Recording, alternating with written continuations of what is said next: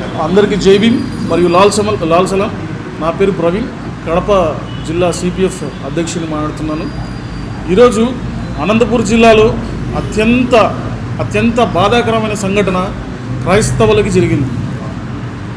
ఒక్క అనంతపురంలోనే కాదు, ఉండిలో మరియు చాలా జిల్లాలలో ఇలానే జరుగుతూ ఉంది. దీన్ని మేము తీవ్రంగా ఖండిస్తూ ఉన్నాము. రాబోయే రోజుల్లో సిపిఎఫ్ అభినయదర్శన్ గారు, మా ప్రియతమ నాయకులు ఖచ్చితంగా దీని మీద పోరాటం చేసి ప్రాణాలకు తెగించి మరి నిరసన కూర్చోబోతున్నాం. మేము రాబోయే రోజుల్లో క్రైస్తవుల కోసం పాదయాత్ర కూడా చేయబోతున్నాం. ఈరోజు మధ్యాహ్నం అనంతరం మేము జిల్లా ఎస్పీని కలవబోతూ ఉన్నాం. జిల్లా ఎస్పీని కలిసిన తర్వాత రేపు మన్నాడు మా యొక్క భవిష్యత్తు కార్యాచరణను ప్రకటించబోతున్నాం. ఖచ్చితంగా రోడ్డెక్కి నిరసన చేస్తాం.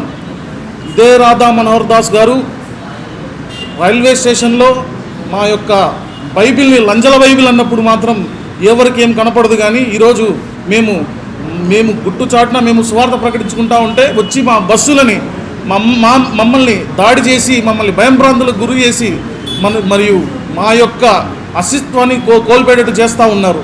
ఇది మాత్రం మేము తీవ్రంగా ఖండిస్తూ ఉన్నాం. మా ప్రియతమ నాయకులు అభినయదర్శన్ గారు రేపటి రోజున ఖచ్చితంగా మిమ్మల్ని నడి రోడ్డులో గుడ్డలు ఊడతీసి ఖచ్చితంగా ప్రశ్నిస్తాం.